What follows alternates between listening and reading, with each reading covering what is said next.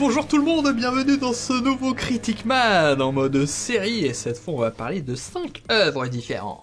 Avant de rentrer dans le vif du sujet, je tiens bien évidemment à remercier tous les tipeurs qui soutiennent la chaîne et mon autre chaîne, le Voxel, pour le jeu vidéo. Comme on a fait le détail la dernière fois, là je mets simplement les noms et je vous remercie chaleureusement les amis. Vous avez vu ce que vous me faites faire? Nous commençons par Godless, sorti en 2017, écrit et réalisé par Scott Frank, et c'est la première saison. Il s'agit de western, il y a une sorte de revival, j'ai l'impression, hein. Il y a pas longtemps un film qui est sorti qui s'appelait Western, même si c'en était pas un. On a Westworld aussi là qui revient dans sa deuxième saison, et puis il y avait un ou deux autres bidules comme ça, je me dis ah il se passe quelque chose là. En tout cas là on est plutôt sur le western classique, hein, puisque Westworld est science-fiction, en quelque sorte on revient aux sources. Pas de fantastique, pas de délire. Nous avons donc le destin d'un petit bonhomme qui est un petit peu mis à mal et qui est recueilli par une femme qui ne peut pas laisser mourir comme ça quelqu'un sous ses yeux, mais pour autant qu'il ne veut pas non plus les gens prennent les habitudes venir habiter là comme ça. Non mais alors, ça ajoute à ça la particularité de la ville où il n'y a pratiquement plus que des femmes. La série commence par une séquence absolument époustouflante et a un peu de mal à s'en remettre après, je trouve. Vraiment, cette scène d'ouverture, elle m'a un petit peu cassé la mâchoire. Et après, on revient sur quelque chose de normal, qui est pas forcément mauvais, mais simplement par effet de contraste, comme si on avait perdu toute saveur. Peut-être dû donc à cet effet un petit peu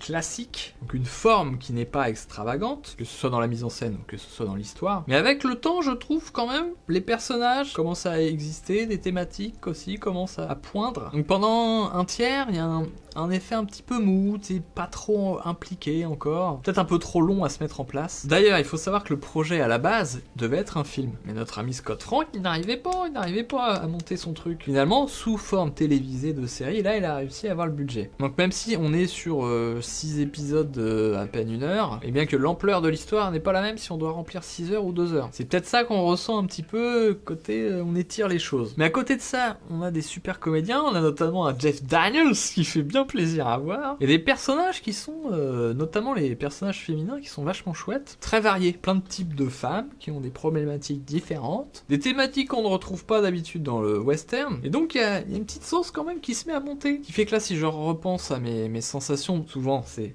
la partie finale qui vous marque, forcément vous restez là-dessus. Je suis quand même bien content de l'avoir vu. Pourtant, il faut que je prenne en compte l'expérience dans son ensemble, donc c'est pour ça que je vais rester quand même à 3 étoiles, il y a un aspect un peu mitigé, mais c'est un bon 3 étoiles parce que je la recommande quand même. Hein. Série western comme ça, c'est quelque chose qu'on voit passer rarement. Donc si vous avez déjà une liste trop longue, peut-être vous évitez. Par contre, si vous êtes fan de western, vous avez un petit creux là entre deux séries, vous pouvez étudier la question. Ah merde, j'ai oublié ma télécommande. Donc là, vous vous rendez compte, j'allais passer un nouveau film sans utiliser ma télécommande. Non mais j'avais complètement oublié, je suis désolé.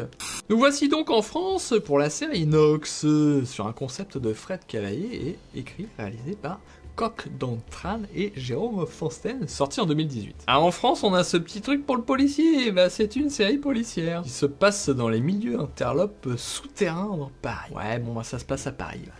Ça, c'est pas très original. Nous suivons donc les aventures de Nathalie Baye et Malik Zidi, qui partent à la recherche pour lui, son ami, et pour elle, sa fille. On est sur la disparition, on est sur du charnier, on est sur des sous-sols. On est clairement sur quelque chose de très sombre, et j'ai dit clairement, vous voyez, c'est un peu ironique. La série fonctionne en mode réalisme, notamment au niveau du jeu, mais au début, Nathalie Baye, c'est pas facile pour elle, elle est peut-être pas habituée à ce style-là. Ça sonne un petit peu faux. Heureusement, je trouve sur la longueur, notamment son personnage qui est assez extrême, finalement, elle trouve un peu plus de justesse, et puis nous, on s'habitue aussi, donc. L'un dans l'autre, Malik Zidi, lui, est très juste, par exemple, et le directeur de la police aussi est très bon. Au niveau comédien, c'est pas mal quand même. Hein. En tout cas, ça dans, on va dire, le premier tiers, ça gêne un petit peu. La mise en place, peut-être, de l'intrigue, c'est un peu trop long. Si j'en étais resté aux 2-3 premiers épisodes, je pense que j'aurais été plus négatif que je ne vais l'être. Parce que l'aventure prend justement, les personnages se révèlent au fur et à mesure, le mystère se désépaissit, et la série, je trouve, va jusqu'au bout de son délire. Je trouve l'image de fin plutôt réussie, et en tout cas sans concession. Donc ça, c'est quelque chose d'assez fort, et ça te laisse là-dessus, et réussit à faire monter un petit peu la courbe de l'intérêt. Donc c'est assez étrange, parce que au final, j'en garde un bon souvenir, et c'est pour ça que j'ai envie de lui mettre 4 étoiles. Je pense qu'avec une fin différente, ça aurait pu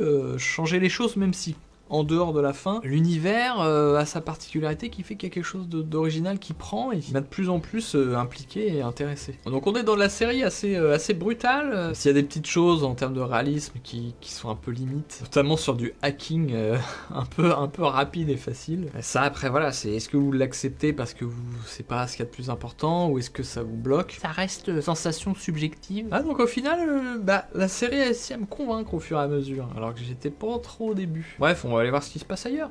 Ensuite, j'ai regardé Into the Badlands de Alfred Gough et Miles Millard qui est sorti en 2015 pour cette saison 1 que j'ai découverte. Alors là, on part complètement ailleurs, hein. On est dans un univers kung-fu fantastique féodal. C'est ce qui m'a attiré, hein, clairement, c'est le dépaysement. Nous suivons le destin de Sonny qui est un homme de main, justement dans ce système des Badlands. Vous avez différents domaines dirigés par des barons et chacun utilise des clippers, espèce d'hommes de main qui vont faire leur petit crime. Et comme vous en avez plusieurs, vous avez une espèce de chef, le régent, qui est le chef de ces clippers. Et Sonny, c'est le régent d'un de ces domaines. Le mec est balèze, hein. Là d'ailleurs, la qualité de combat, chorégraphie de combat est plutôt haute. On est sur de la série, mais franchement, les combats dans Iron Fist à côté, déjà en soi étaient pourris, mais là du coup on fait ah ouais, en mode série on peut quand même faire des choses vachement plus spectaculaires. Je trouve notamment ils arrivent à trouver une variété, c'est-à-dire que selon l'enjeu du combat, puisque qu'est-ce que c'est du kung-fu, c'est des dialogues remplacés par des coups de poing. Et là justement, selon les protagonistes, selon l'enjeu, ils arrivent à trouver une mise en scène qui varie à chaque fois et qui s'adapte. Alors on est sur du combat au point, arme blanche, et puis potentiellement une chaise qui traîne ou ah le vase de mémé, c'est dommage, il aurait fallu le mettre dans le placard, il a fini en 1000 morceaux. Et puis donc ce contexte,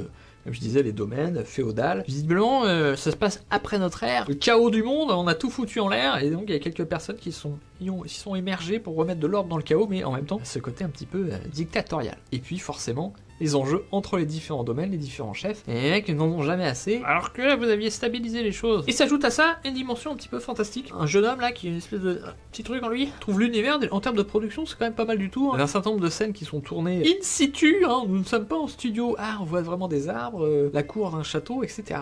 Par contre, soyons clairs, on est dans du genre, avec en quelque sorte ces passages obligés et une certaine tonalité. Si vous détestez les films de kung-fu, vous ne pourrez pas être sensible à cette série. Ces petites punchlines un petit peu lancées comme ça, de manière de défi, si vous trouvez ça ridicule, vous trouverez ça aussi ridicule dans cette série. Mais si comme moi, ce petit côté un petit peu B, série B, ne vous dérange pas, parce que ça fait partie du style tout simplement, il y a moyen de prendre son pied. Hein. Donc voilà, en dehors de certains clichés, mais encore une fois, qui font partie du genre et ça m'a pas choqué. Je trouve les personnages sont assez cool et l'évolution en termes d'histoire est bien menée. Et notamment la façon dont ça se finit, ça me donne envie de voir la suite. Ils ont pas fait un cliffhanger. Vous savez, ces éléments souvent un peu artificiels parce que quand tu commences à regarder la saison suivante, tu vois qu'il est très vite désamorcé et qu'on revient finalement très vite à la situation juste avant le cliffhanger. Là, ils ont fait différemment. En quelque sorte, ils coupent avant certaines révélations, donc il y a ce côté un peu suspens, à la limite que je trouve presque plus honnête. Ça te maintient dans un état de frustration qui te pousse à voir la suite, mais au moins les choses qu'ils ont mis en place là, elles vont pas être désamorcées juste après. Simplement tu dis ce personnage là il se retrouve coincé, comment ça va se passer? Là on n'a pas encore eu la conséquence ultime, alors comment ça va se passer? Il y a toujours comment ça va se passer? Et notamment je trouve que voilà, il y a un effet de mode sur il faut qu'on mette des personnages féminins sinon on va passer pour des connards. Bon là ça date de 2015, mine de rien cette série. Et bien les personnages féminins justement ont une part importante et intéressante. On leur file des partitions chouettes, et tout de suite ça amène aussi une fraîcheur, une variété. Et là pour le coup c'était peut-être pas trop un effet de mode, comme je vous dis 2015 c'était devenu moins systématique, mais en tout cas c'est une bonne chose. Et je pense que ça fait partie des éléments qui font la réussite de cette série, qui mérite ses 4 étoiles et que je vous conseille de tester. Et après ces saison 1, ces découvertes, on va passer sur du un peu plus classique, un peu plus connu avec Black Mirror, la 4e saison. Pour ceux qui connaissent pas du tout, c'est une série anglaise anthologique, puisque chaque épisode est indépendant des autres. Et avec des saisons plutôt courtes, alors la toute première je crois qu'il n'y en avait que 3, et après ils sont passés quand même à un modèle de 6 épisodes. En même temps c'est beaucoup plus cher en termes de production de faire un univers différent pour chaque épisode, et c'est tout le temps le même que tu peux rentabiliser. Mais ce n'est pas gratuit, si les épisodes sont interdépendants, mais pour autant à chaque fois ils parlent de technologie, notre rapport aux écrans, à l'image, etc. On a des implants, on a des petits systèmes dans les yeux pour enregistrer, et c'est tout à fait savoureux. Même si je dois dire que j'étais plutôt déçu de la saison 3. Je trouvais que les épisodes fonctionnaient pas trop, il y avait des bonnes idées, mais finalement mon préféré c'était le premier, alors que quand je l'ai vu, je me suis dit je suis un peu déçu là de l'entrée en matière. J'étais assez curieux de voir est-ce que ça... Et ouais, c'est réussi, allez, on arrête le suspense de merde là, saison 4, putain. Vraiment, je trouve une grosse différence avec la 3, que ce soit en termes de rythme, de variété de thématiques, même formellement parlant, et les épisodes qui se démarquent. On va avoir des épisodes, on va dire, un peu plus rhétoriques, et épisodes un peu plus dans l'action, et je les ai tous trouvés réussis. Alors, petit clin d'œil, Yannick, je trouve que le dernier épisode, c'est peut-être pas le meilleur, mais je l'ai pas trouvé raté. Après, je peux comprendre, il y a cet effet, ils ont fait comme dans je crois que c'était la fin de la saison 1, entre 2 saisons, ils avaient fait un épisode spécial Noël, où vous avez 3 histoires intégrées, une 4e qui englobait tout. Ça fonctionnait à merveille, foisonnement d'idées de ouf, et pourtant c'est une formule généralement je trouve qui fonctionne pas trop, un peu comme des nouvelles, je trouve que c'est moins fort qu'un roman parce que tu commences à rentrer dans un univers et tout. Ah bah ça y est, c'est fini. Faut que je refasse le travail à re-rentrer dans un nouvel univers. Donc là, d'un épisode à l'autre, ça marche, mais quand t'as un épisode dans lequel il y a 3 petits épisodes englobés dans un 4ème, généralement, et bah là, ils avaient réussi, et je trouve que ce dernier épisode de la saison, il fonctionne pas mal aussi. Donc je peux pas vous raconter l'histoire, puisqu'il y a 6 histoires différentes, voire 8-9 du coup. Mais en tout cas, si vous avez jamais entendu parler de Black Mirror, vous allez immédiatement regarder la première saison. Et puis si comme moi, vous avez été déçu par la 3, et bah, je vous conseille de pas passer à côté de la 4, hein, parce qu'elle mérite bien son 5 étoiles, bam. Ouais, il y a plus de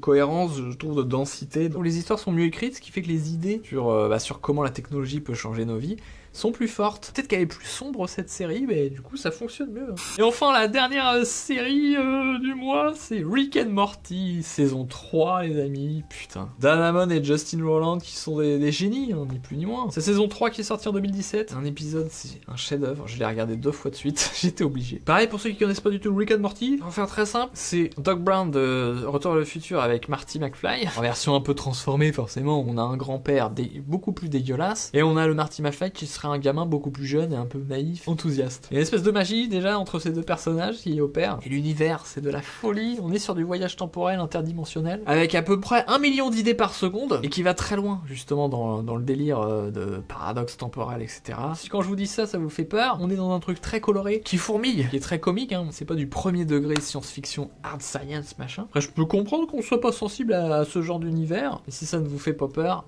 oh putain. C'est-à-dire que vous avez votre cerveau qui explose en permanence. Exemple de l'humour, le fameux vieux savant là, dégueulasse, Rick, qui rote à moitié quand il parle. Au début tu comprends pas trop en fait. Espèce de bruit culturaux, qu'est-ce qui se passe? Est-ce que c'est vraiment ça? Bah ouais. Les épisodes sont courts, ils font 22 minutes et je sais pas comment ils arrivent à chaque fois à raconter autant de choses, ça va à un rythme effréné. Et vous avez tout un système de rebondissement complètement rocambolesque, c'est incroyablement ouf. Si vous en avez vaguement entendu parler, allez-y. En plus c'est très court, hein, c'est pareil, il doit y avoir 10 épisodes de 22 minutes, vous vous rendez compte? Paf, vous prenez pas de risque à tester. Et Critic Man il dit que c'est du 5 étoiles, donc peut-être faut tenter la chose. Je crois que j'ai oublié ma télécommande, je suis navré, j'ai fait n'importe quoi, mais voilà, en tout cas c'était les 5 séries du mois, et c'est le moment de vous dire au revoir, on va peut-être le faire quand même à la télécommande, je vous fais des gros bisous, bien entendu, si vous aimez la vidéo, le pouce bleu, l'abonnement, ça aide, et puis si vous voulez vraiment soutenir la chaîne, ainsi que la chaîne, le Voxel VOD, vous pouvez jeter un œil, vous avez le Tipeee. A très bientôt les amis, sur une autre chaîne de l'internet. Je viens d'allumer un truc en faisant ça. Ah bah oui, c'est la télécommande du truc qu'il y a derrière. Merde. Non, qu'est-ce qu'il me fait des trucs chiants là? Ah, cacaboudin. Qui se passe dans les milieux, hein? Oh putain. On va aller voir ce qui se passe ailleurs. Oh non, c'est chiant, ça allume la télé à chaque fois. Ça fait des réglages, c'est complètement con ce truc. Putain de merde, ça me gave. Plus jamais prendre cette télécommande. Je suis épuisé. La lumière, pourtant c'est pas si fort je trouve, et bah ça défonce.